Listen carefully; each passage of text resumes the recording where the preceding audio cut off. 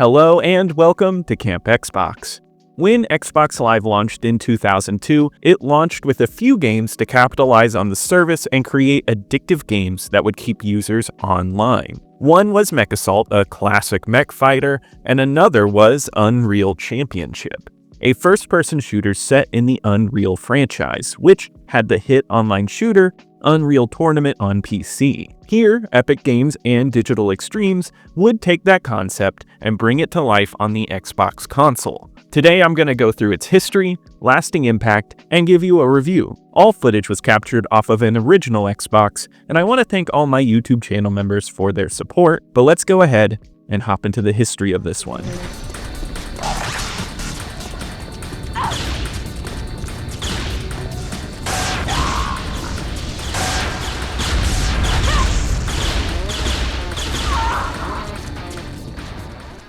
In 1998, the PC would receive Unreal from Epic Games. It was a first-person shooter with intense 3D graphics for the time and a moody atmosphere. It was universally praised and it sold exceptionally well. It also featured an online mode that had some issues but was still fun. Yet a year later, in 1999, Unreal Tournament was released, with its main focus being multiplayer. Once again, this was a critical and major hit in the public. The online gameplay was considered revolutionary for the time, and a large community played it. In May 2001 at E3, Infogrames announced that Unreal would be released on the upcoming Xbox console. They said the game would launch with Xbox Live support in spring 2002. Many things were announced off the bat, like 32-player combat, PC crossplay with modding, and vehicles, all elements that would be dropped at some point during its 1.5-year development cycle. At the same time, the PC sequel to Unreal Tournament,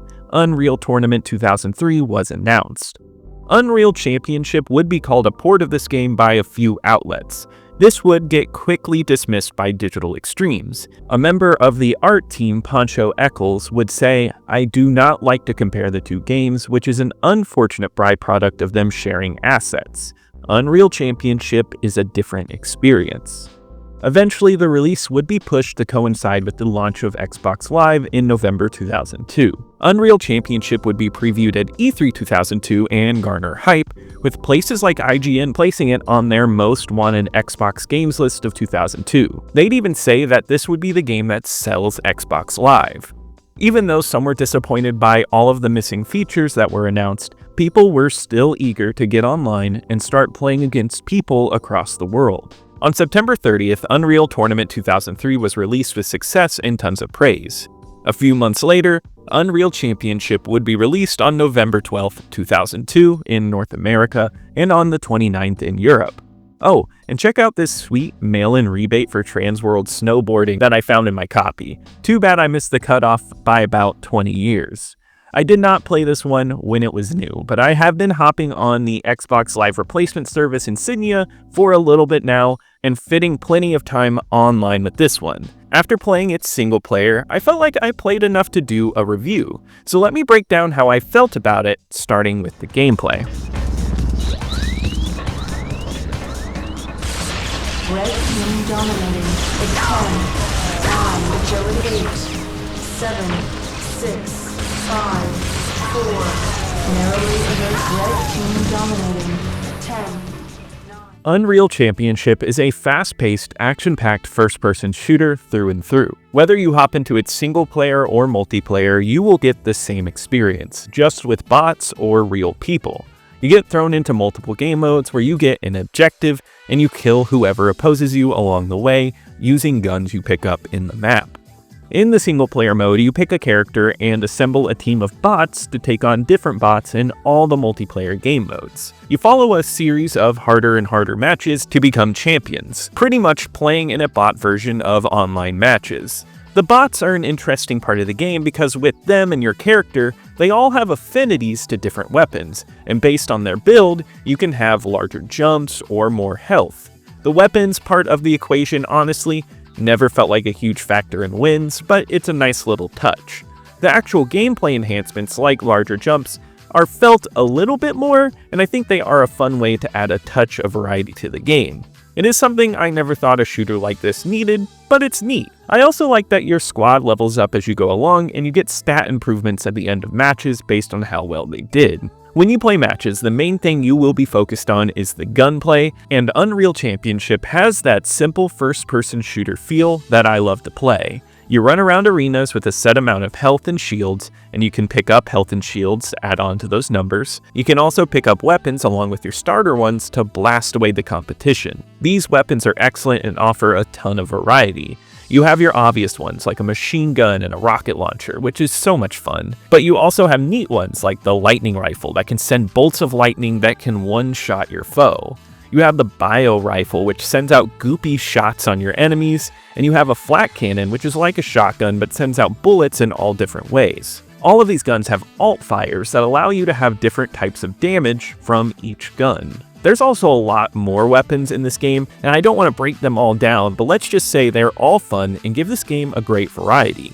It's not just a plain shooter with regular weapons, but becomes a sci-fi shooter with a lot of weirdness that makes this game stand out when killing enemies. The weapons help elevate this into something completely different. The game modes don't offer much new though, but that's not to say that they're bad. You get your basic deathmatch modes, which are fun. Team deathmatch and free-for-all are all classic standards for online shooters, and they're a blast online or alone. It's the bulk of what I played online. There is something about shooting enemies with these weird weapons that's addicting and so fast-paced that it's easy to play for hours. Hopping around and shooting works so well that exploring these maps is a blast. It controls precisely like a shooter should and is fast with its respawns, leading to zero downtime. I found myself constantly attacking and dodging, and it was great. This game comes with another shooter standard, Capture the Flag. I personally love an excellent objective-based mode, and CTF always scratches that itch. CTF can be done well, but it needs good maps to make it work. Luckily, Unreal Championship's greatest asset is its map design. I love the old-school, thoughtful multiplayer map building here. It leads to some truly incredible matches. It all feels simple with lanes to move on and bases, but it feels like a sports game in design. It's about strategy, defense, and attacking. I think it works hand in hand with modes like CTF to make something tough, strategic, and fast. It's a combo that makes matches addicting. Another mode is Domination, with you capturing points, and there's another neat one titled Bomb Rush. As someone who doesn't have much experience with the franchise, at first I thought this was going to be a knockoff of the Counter-Strike bomb placement mode, but it's actually more like an oddball type game. You take a bomb that you can pass and have to run through a hoop in the enemy base in order to score. You run it through for more points, or you can lob it in for less. This one is a blast and feels like a sports game with some extra shooting on top of it. This is another solid addition to the game mode lineup. This is it for game modes though. I do wish it had a few more game modes to really liven up the amount of content. It's still a solid game that is a blast to play though. I think it's the level design of the maps that makes this game really work. No two maps feel the same, and there's a lot of variety in look and layout. I love the layouts with multiple choke points or just small ones meant for full-on battles in the middle of everything. The way they're set up is looking out for verticality and pathing, and there will always be action. As an aside, I'd love to break down each of these maps individually in a video, so let me know if that sounds like a good idea for a video or not. The gameplay in terms of multiplayer is great. It's quick to hop into a game online and play with others. With Insignia, they track your skill rating, and I do have to say that the servers specifically for this game have some lag. It's a great service they offer over there, so it really isn't a big issue, but it's just a note. Even with some jumpiness, it's easy to play and fun. You can also play this one with split screen and system link. Alone though, I wouldn't say this game is great because the bots can be a little dumb at times, and there isn't as much fun to be had without real people. The single player is just a light version of multiplayer, offering more of the same. That's fine though, and I think it's still cool. It shows that the focus of the game really was on setting up Xbox Live, and online, this game is excellent. It was meant to be an Xbox Live staple, and I think with its fun gameplay, it deserves that title.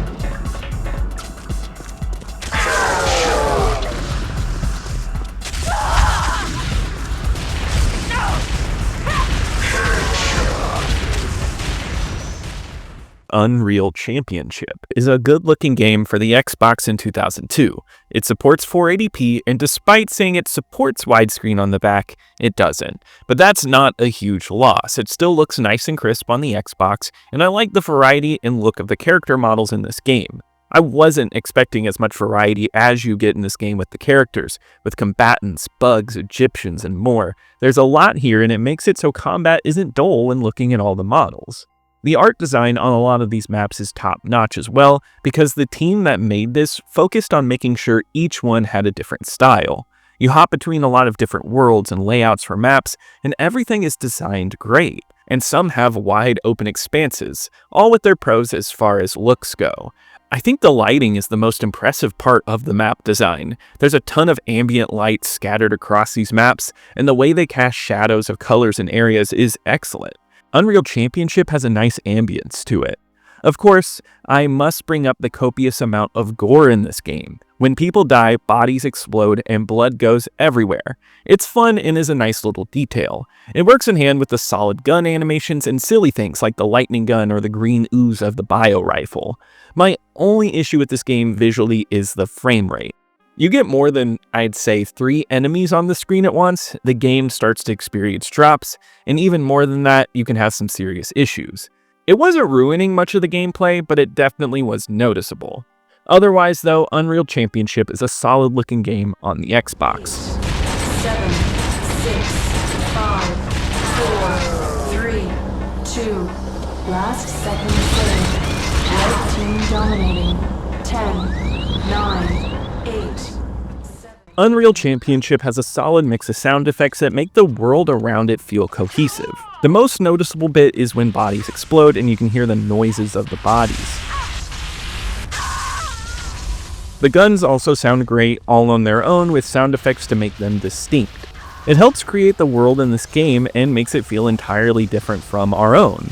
Mix that with a surprising amount of dark ambient mood, some maps have quiet hums and it's a bit unsettling at times. This is not a horror game, but I feel like it has a mood to it. Unreal Championship also has a surprising amount of voice work, with a slew of taunts that you can use to criticize the enemies. Not only that, but you can also control the bots on the team. You can tell them to protect, defend, or in domination, tell them which point to hop on. It's neat and inventive for the time. They will confirm with you on where they're going, and it all sounds like they're coming over a walkie. It's a fantastic addition to the game.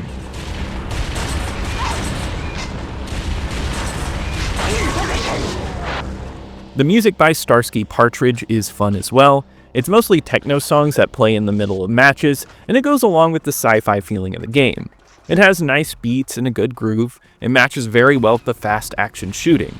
I also like how many different songs there are. They all sound slightly different, and I feel like in a game like this, it's easy to hear the same music over and over. But there are so many tracks here that I was still discovering new songs by the end of my playthrough. I wish these tracks were more widely available because they're fun.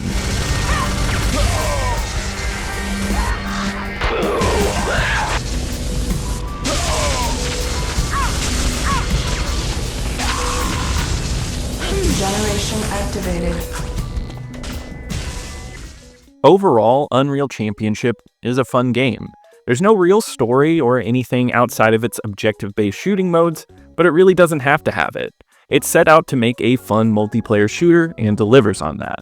I think the multiplayer, especially online, is a blast. Insignia is offering Xbox Live service again, and being able to play this with others adds much appreciation to this game. System Link and Split Screen are also going to be a lot of fun. I wish we got more with the single player though. The team building and character stats could have been more in depth to offer something deeper than just multiplayer with bots. I also think more game modes would have been welcome to add a little more variety. That's where I say if you're getting this and you are only playing alone, it's not essential. But if you can play online, it's a great choice. Unreal Championship is purely a fun multiplayer game, and it's easy to have a good time with it. On my ranking list of every original Xbox game I've covered on the channel, which I'm at 97 total, Unreal Championship enters in at 28. I put it above Agent Under Fire because Unreal Championship is replayable and easy to get through a few quick games of. Rally Sport Challenge goes above this one because it has a more substantial single-player experience. Unreal Championship was released to good reviews, with Metacritic rating it an 83 out of 100. IGN in particular loved it, giving it a 9.2 out of 10 and calling it a flat-out good time. GameSpot gave it an 8.5, saying that despite frame rate issues, it was great online. In the January 2003 edition of Official Xbox Magazine, they gave it an 8 out of 10. They did not love the frame rate drops, but loved the level design and loved the game types. Unreal Championship did sell well and would receive a Platinum Hits edition later on. An important distinction this game has is it's considered by Guinness World Records as the first ever console game to receive a patch. They patched the game in early 2003 to fix a lot of frame rate issues that the game was having. It also updated a statistics exploit that was going on. GameSpy talked to the founder of Digital Extremes, and he said something I found interesting when talking about the patch. However, updating should never be used as a crutch to release a buggy game. We won't see this happen with Xbox games though, simply because of Microsoft's incredibly thorough certification program. This game would also do well enough to receive a sequel for the Xbox in 2005. So for now, we will end the story of its lasting impact here, and we'll continue with the story of it with the development of that game when we get there. As far as opinions on this game goes for now, I see a lot of praise put on this one, especially for those who played this in its heyday. Some consider it an inferior port, but I've seen mostly good memories of this one. Be sure to let me know in the comments how you felt about Unreal Championship. On the user aggregate website Backlogged, it has an average of 3.5 out of 5 with over 100 plays. It's also one of the most common games played with Insignia, with events hosted over there at least once every few weeks. Be sure to check out their Discord to get in on those. So I think overall, this is still popular with the Xbox community, and it's deserving too, since it's a great time online. But that does wrap it up for today. If you enjoyed this video, please leave a like, subscribe to keep up with the retro Xbox content. Be sure to comment below with what I should cover next or any memories with this game. And I want to give a huge shout out to my YouTube channel members. Thank you so much for your support, and I'll see you here next time at Camp Xbox.